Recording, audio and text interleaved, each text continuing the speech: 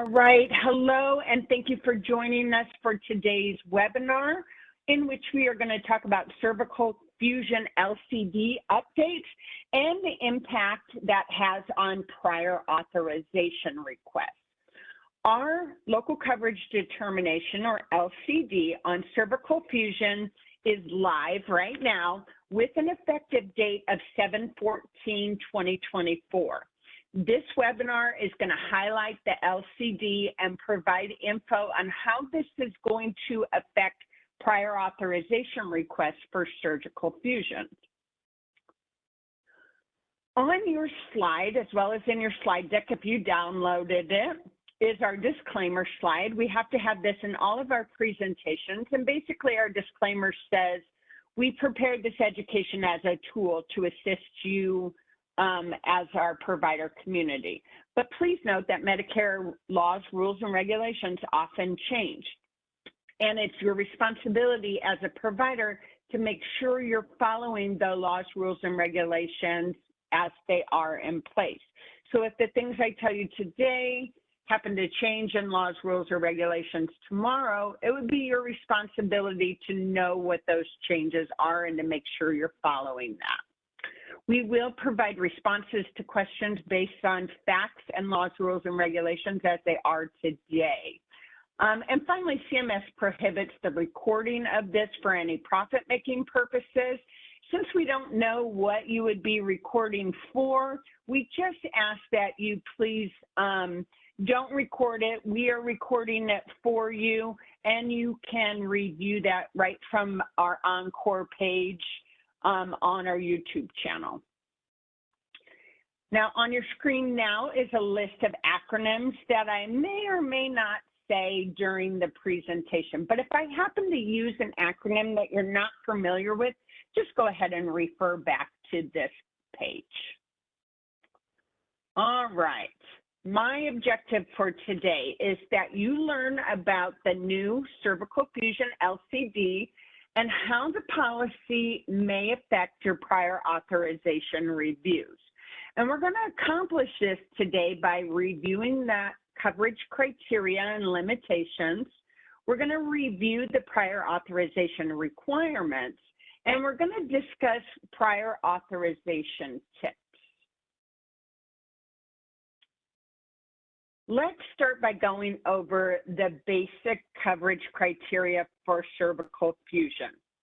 This coverage criteria can be found in our local coverage determination, which is LCD L39788. And it is effective 7/14/2024, so just 4 days from now. I'm going to have Jennifer attach a link, which she already did in the chat, that's going to take you to the policy. So that link would take you to the MCD database on CMS's site where all of our policies are housed. I'm going to take you out there right now and show you just to get you familiar with the database. And I'm going to actually take a step back and go into CMS's site like I'm not going straight to the MCD database. So when you go to cms.gov, you land on their homepage, which looks like this. I'm going to type MCD database into the search bar, and I'm going to do a search, and I'm going to get to MCD search. Now, this is where you can look up all local coverage determinations and national coverage determinations. I'm just going to put cervical fusion, and I am going to choose my state. Now, I'm going to say Indiana because that is one of our J8 states. And you can see the local coverage determination and articles both come up. So this is the draft, but we're through the draft period. So I'm going to go into this one, and you'll see it has the future effective date, and that effective date is in here as well. So we have We have your notice period end date of 7/13, which will make this effective date of 7/14. One thing I want to caution you about is when you go to the MCV database to make sure you are searching either by contractor or by the state if it's solely a WPS state. So remember, we have national contract too, so it could be outside of one of those states, and you could get two different policies that pull up, one for us and one for another contractor. So just be aware, you want to make sure you're looking at a WPS or a Wisconsin Physician Service local coverage determination. And you can easily do that just by clicking on that contractor information and verifying. So again, this is our local coverage determination for cervical fusion. And as you go through the local coverage determination, this is, for the most part, what I've built our webinar on today, is going through and kind of breaking this down and helping you understand what are the coverage indications, what are any limitations, et cetera, and how is all of this going to affect the prior authorization process. So as we go back to the slide, all right, let's start by discussing that basic coverage criteria. And there are three basic covered indications for cervical fusion. And they're the decompression of symptomatic cervical nerve root impingement, decompression of symptomatic cervical canal stenosis, and decompression or stabilization of the cervical spine. And we're going to discuss each of these individually and the coverage requirements and limitations that go with each. So let's start with the first indication, which is the decompression of symptomatic cervical nerve root impingement. Cervical fusion under this category may be necessary when the patient has cervical nerve root impingement. And all of the following criteria have to be met. So as we go through these slides, there are some slides where there are or statements, and there are some slides that there are all statements. In this category, all of the following must be met.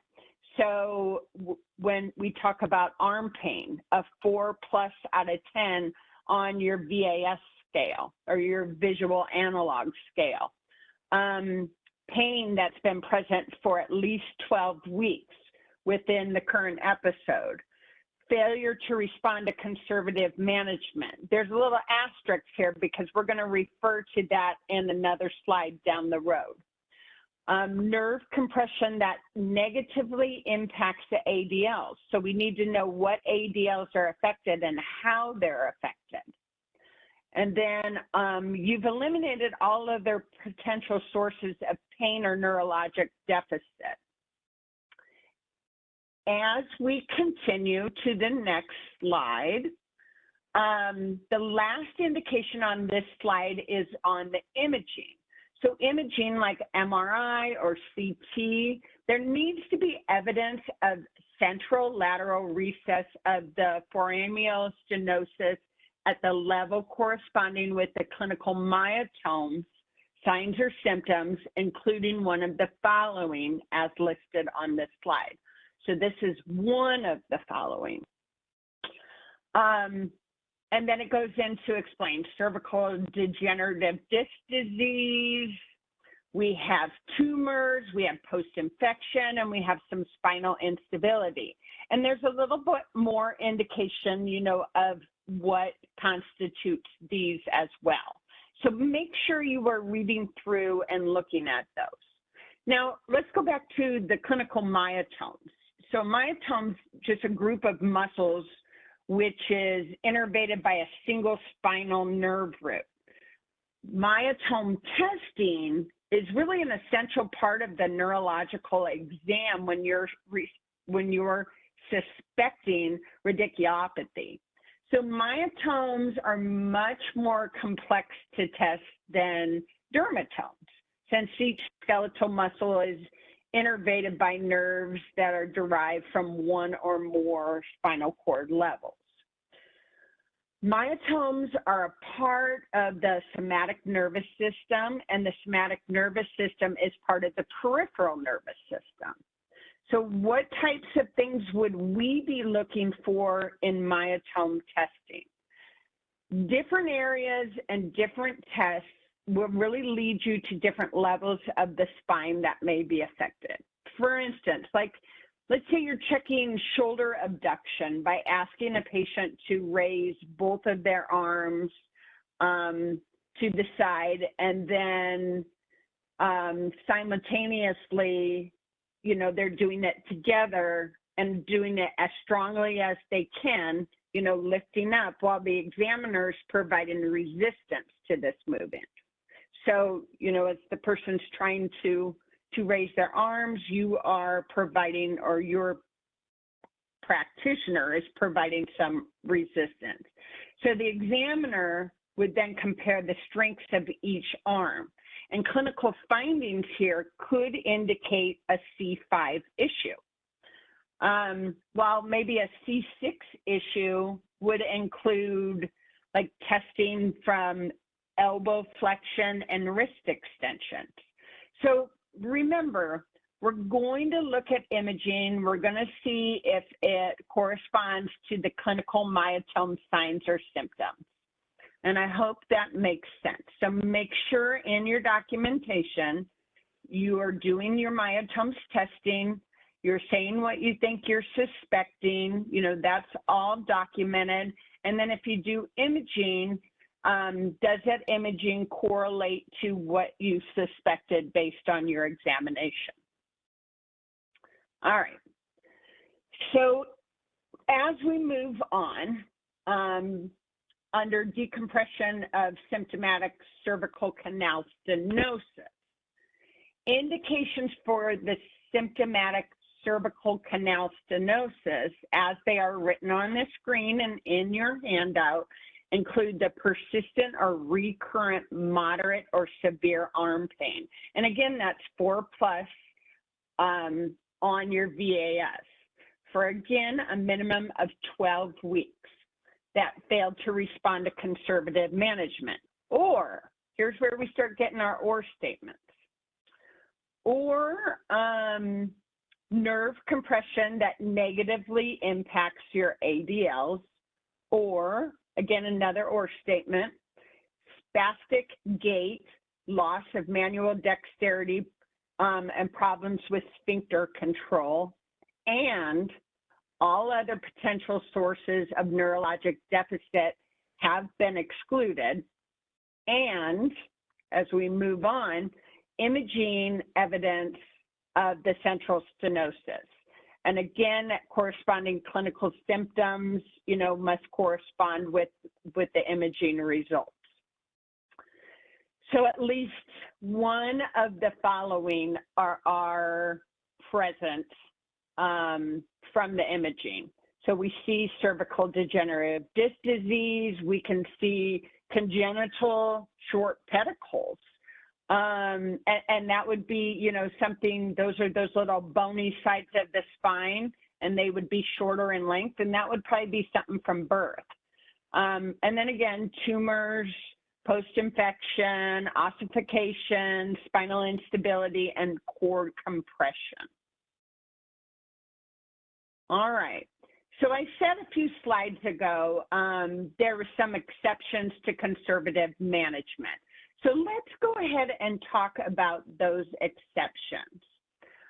Exceptions to conservative therapy requirement for the decompression of symptomatic cervical nerve root impingement. So if we have concontaminant, gosh, I don't know why I struggle with that word so much, myelopathy or myeloradiculopathy, so there's compression of the spinal cord in the neck. Symptoms of that may include problems with fine motor skills or pain or stiffness in the neck, loss of balance, trouble walking. So anyways, that cervical myelopathy is class 3 or above. So class 3A is objective weakness and long track signs, but walking is possible. While 3B is that person is no longer walking. Or we have progression of neurologic deficits during the trial of conservative treatment. And then if we go on to number 2, there's some, the other is isolated radiculopathy. So which would be like a single symptom pain that can arise from one or more spinal roots. And that is presenting with progressive motor weakness or significant motor weakness that interferes with ADLs, or severe radicular pain defined as pain limiting ability to perform activities of daily living. And that would also be, you know, a 7 or greater on the visual analog scale, or that, you know, smiley face scale to break it down easier for those of you who are not clinical. And finally, another exception would be if there's loss of bowel or bladder control due to cervical cord compression. So we always tell you, here's the rules, but here's the exceptions to the rules, because there are some instances where you would not want to go through other types of conservative therapies, et cetera, or have to support 12 weeks of symptoms if the patient, you know, is experiencing loss of bowel or bladder control. Then that's more of an emergent situation and requires immediate attention. So again, we'll go back to these, or I'll make note of these later in the presentation as well. All right, so let's move on. Decompression or stabilization of the cervical spine. And this is the third indicator. So cervical fusion surgery is considered reasonable and necessary for the decompression of symptomatic cervical canal stenosis when the following requirements are met. So there's traumatic injuries or spinal tumors, there could be infections involving the spine, and even deformities that include the cervical spine. And we're going to break these down a bit more because I want to give more information about each of these. So first are traumatic injuries. So traumatic injuries include fractures, dislocations, fracture dislocations, trauma, any of those things when all of these following criteria are met. So the fracture dislocations, which are likely to result in instability, and those could be without any neurological deficits, or fracture dislocation associated with neurological deficits at the effective level, or there's an instability present. So as we move on under the trauma category, or move on under the under this category, let's also then talk about spinal tumors. So spinal tumors involving the spine or spinal canal when one of the following of these are present. So it can be malignant or benign tumors, and the things we're going to look for is that that tumor is causing some instability or neurologic deficit with that patient.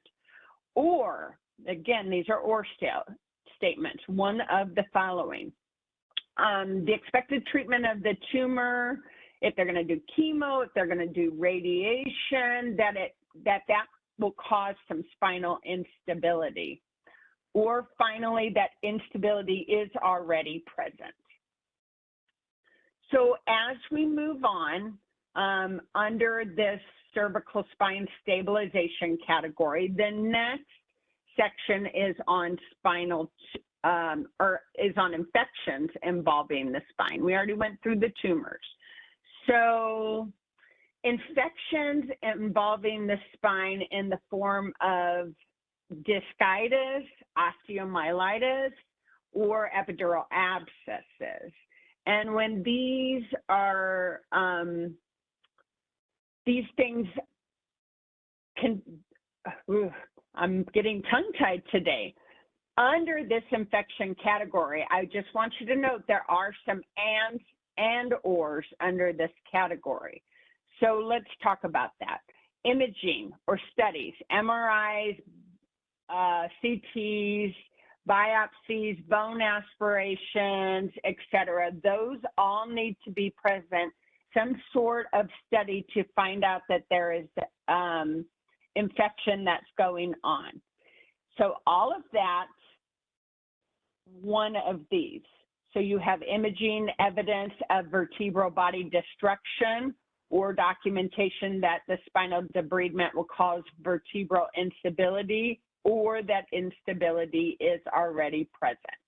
So again, I'm trying to make these categories as clear as possible because there's sometimes one of the things necessary, sometimes multiple. In this case, we have to know what that infection is by imaging or some other study, and then you can give further evidence of that infection with one of these. All right. Up next, under the decompression of stabilization of the cervical spine is deformities. The deformities that can be included that may warrant cervical fusion are things like kyphosis associated with cord compression, symptomatic pseudoarthritis.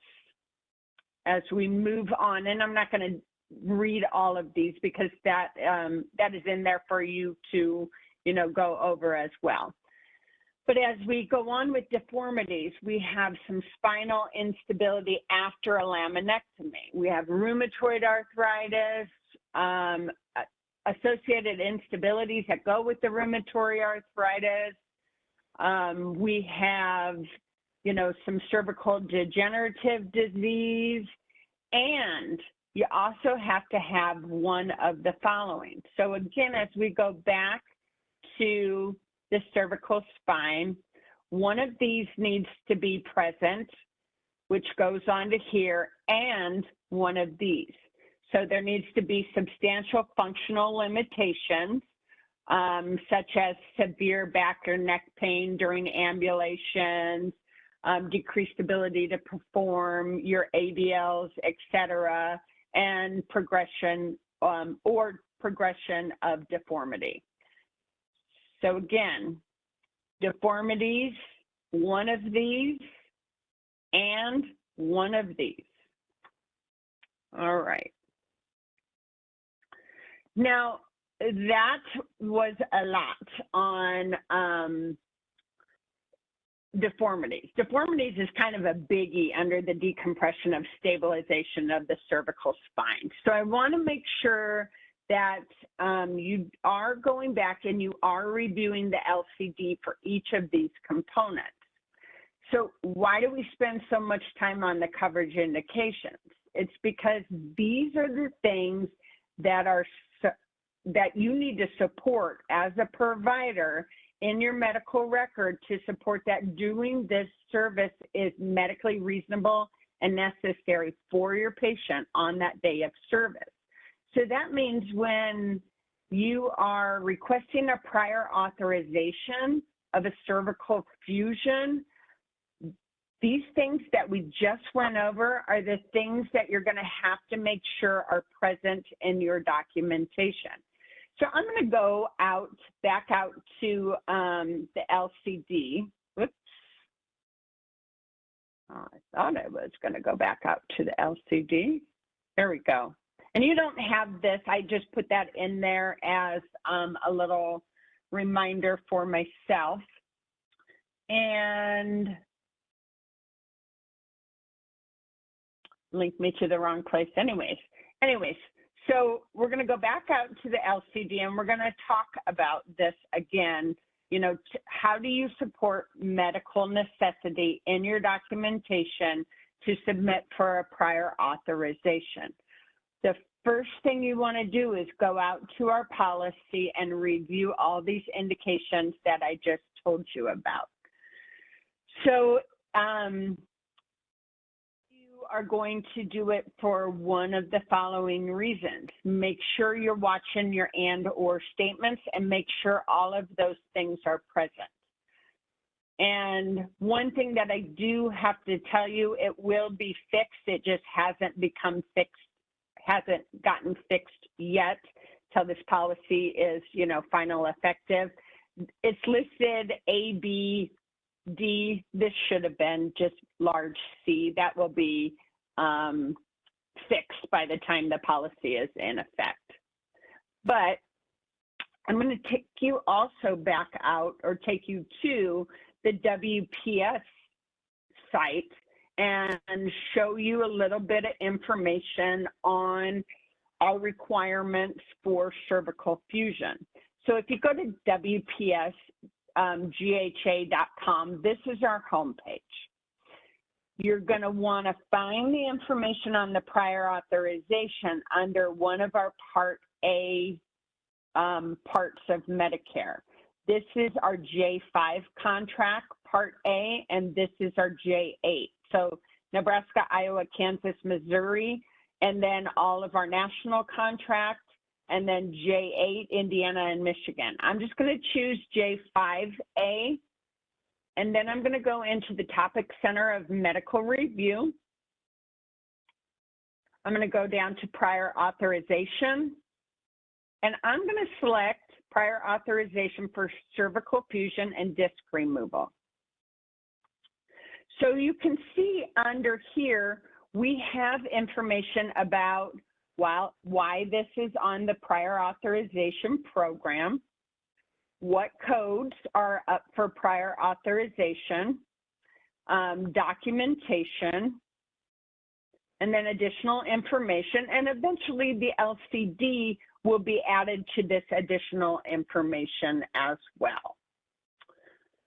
So as you read through, here are things that are going to help you with what documentation is required. And we're going to go through that on our slide deck as well.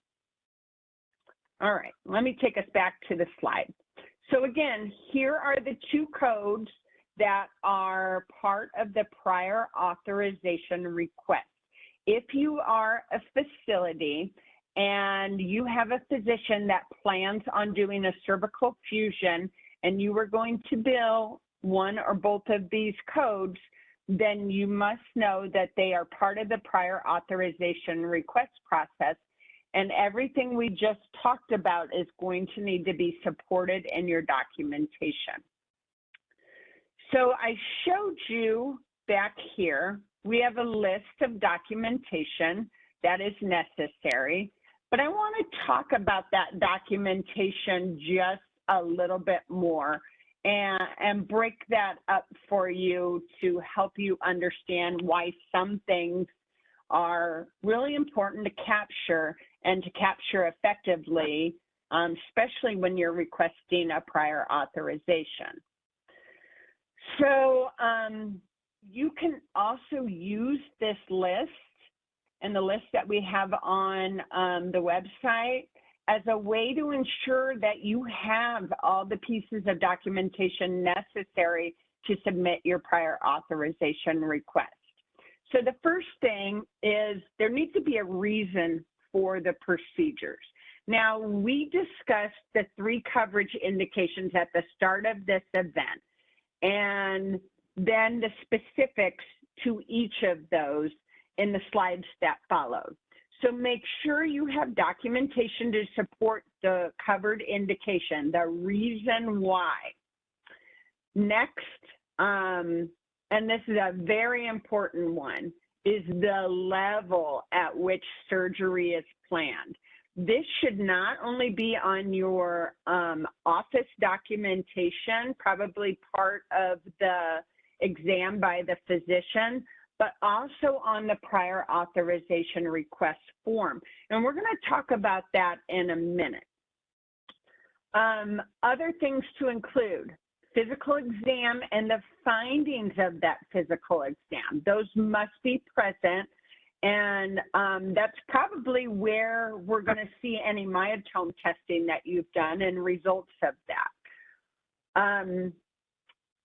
It doesn't necessarily have to be, but I'm sure that physicians are bringing that information into their clinical exam findings as well.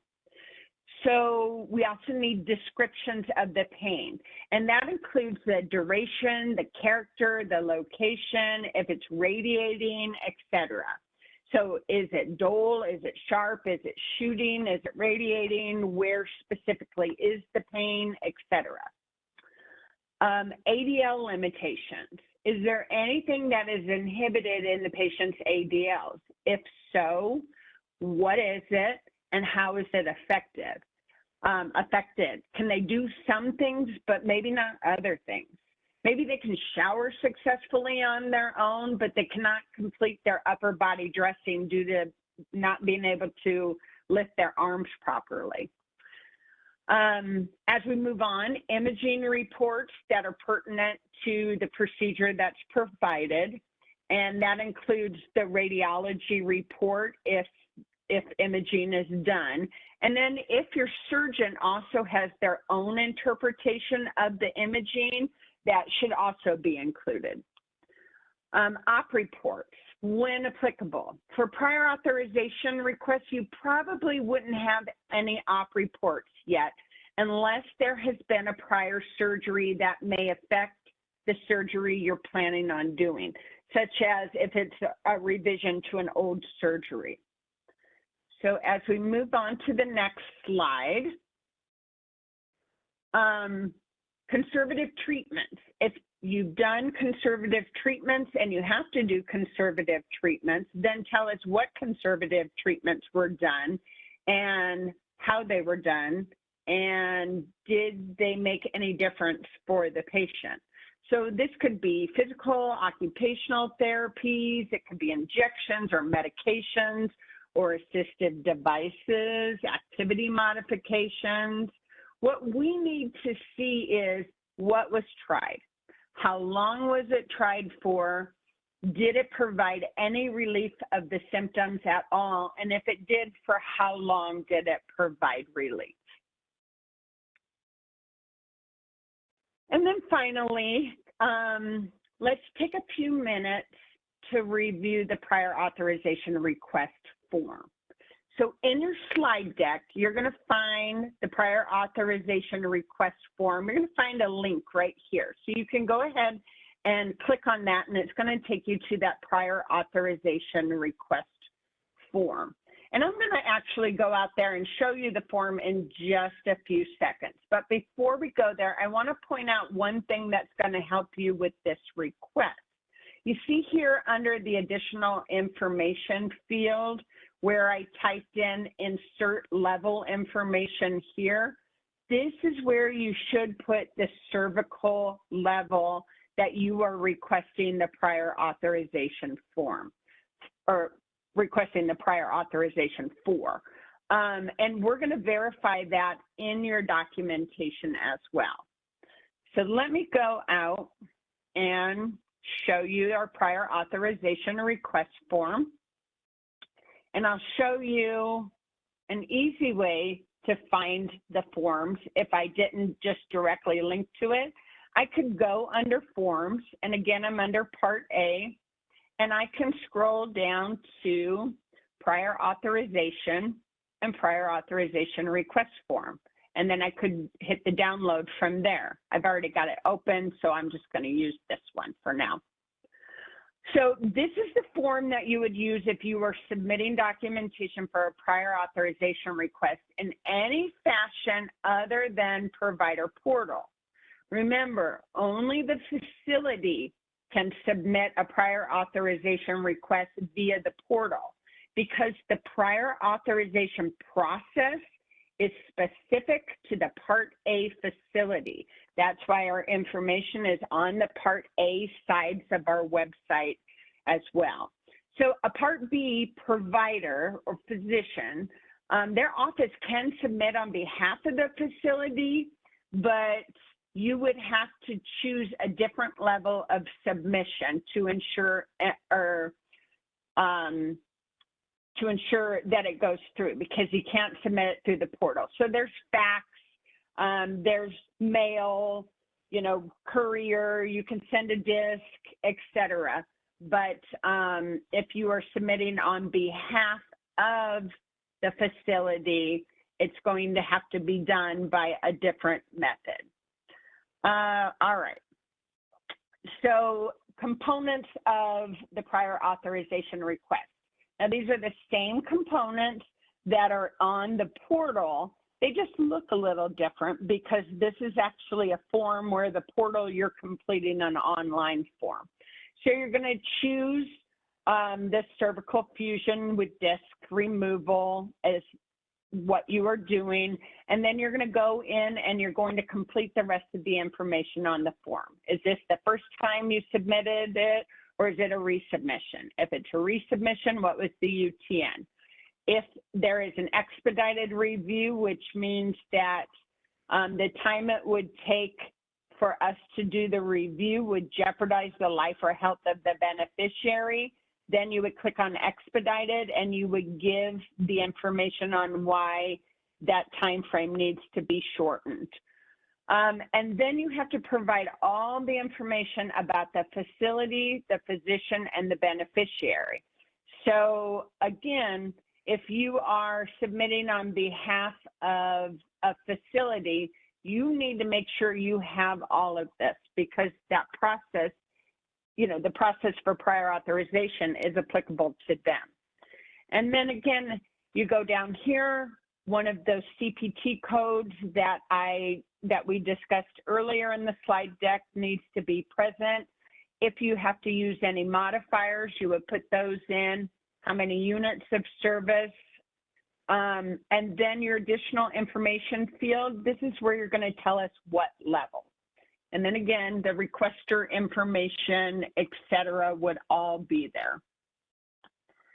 So, you know, I can't stress enough that, you know, the prior authorization process is a Part A process.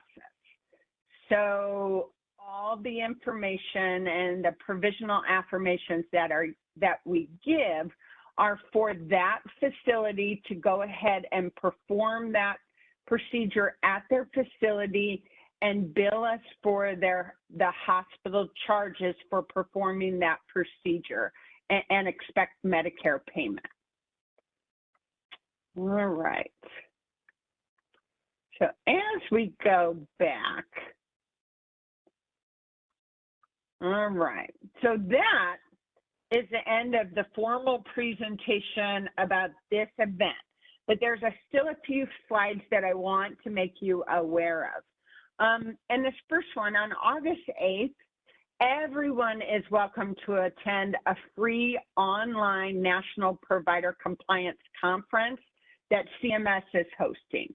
So the National Provider Conference will bring together Medicare Administrative Contractors, which are MACs, which WPS is a MAC, and program integrity experts, and they're doing this to provide compliance professionals with information and tools that they need to effectively and efficiently submit Medicare Part A, Part B, home health, hospice, and DME claims.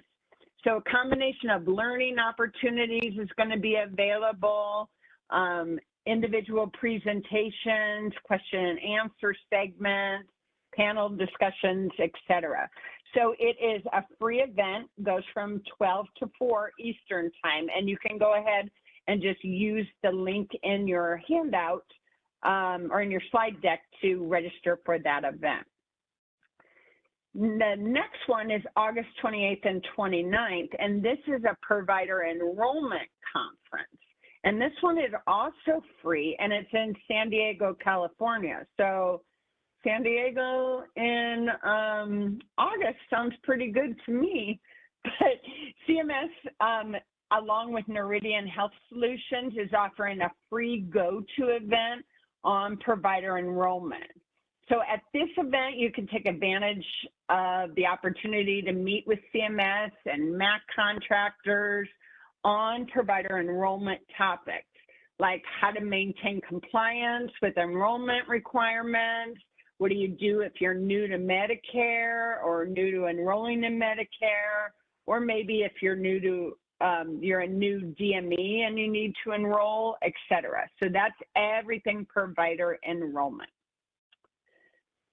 So at this time, I am going to look over at the chat and see if we have any questions. And I do see a question, is the prior authorization required for Part A portion only, or is the provider under Part B required to obtain prior authorization? And we've kind of answered that, but yes, I am going to reiterate, the prior authorization is only required for the Part A facility.